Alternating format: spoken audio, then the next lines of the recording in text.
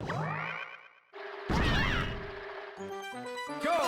and welcome to another Mario Party 7 minigame review.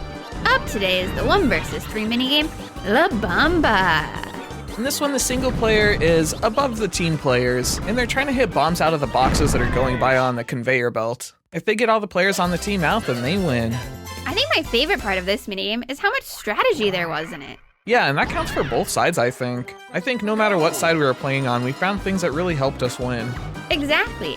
At first when I was on the team, I felt like there wasn't a lot of strategy and that I just kept getting out, which was true until I figured out that there is some strategy you can do. I felt like it worked best when I stayed along the perimeter, although sometimes I would get boxed in if the bombs happened to be landing right next to me and I couldn't get out of a corner. But that's also part of the fun.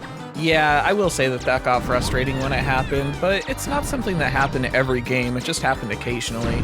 As for the single player, there's a few things that really helped when we were on that side. First off is realizing that different boxes have different amounts of bob-ombs coming out of them. So the small boxes have 1 bob-omb, the green ones have 2, and the red ones have 4. So the first strategy I implemented was always going for the red ones or the green ones if they were on screen. And then after that, my strategy was to try and drop them right on top of the players. If you drop them right over a player, they're immediately out instead of hoping that a bob-omb chases them and blows up right next to them. Wow, you had a pretty advanced strategy. I have to say, I wasn't that coordinated to be able to land the bombs on top of the team players. I could barely keep up with finding the bomb boxes. Yeah, it's not something that you can do every time because the players are always moving, but it's always nice to try, and it's really nice when it ends up working. But I do also want to say that I think for me personally, I felt playing on the team side was more fun, just because it was really hectic dodging out of the way of all the bob-ombs and trying to get away. You know, I had fun on both sides. I don't think I had a preference. I think one thing that this minigame has going for it is that the more you play it, and the more you play either side really, the better you can get at it. It feels like you're not going to just top out at being great at this minigame right away. You've got room for improvement every time you play it. Definitely. So overall, La Bomba is a pretty fun minigame.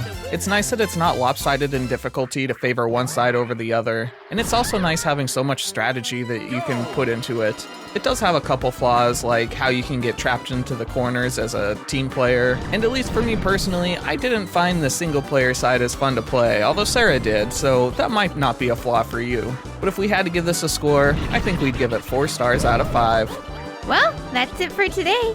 If you enjoyed this review, please like, subscribe, and hit the bell.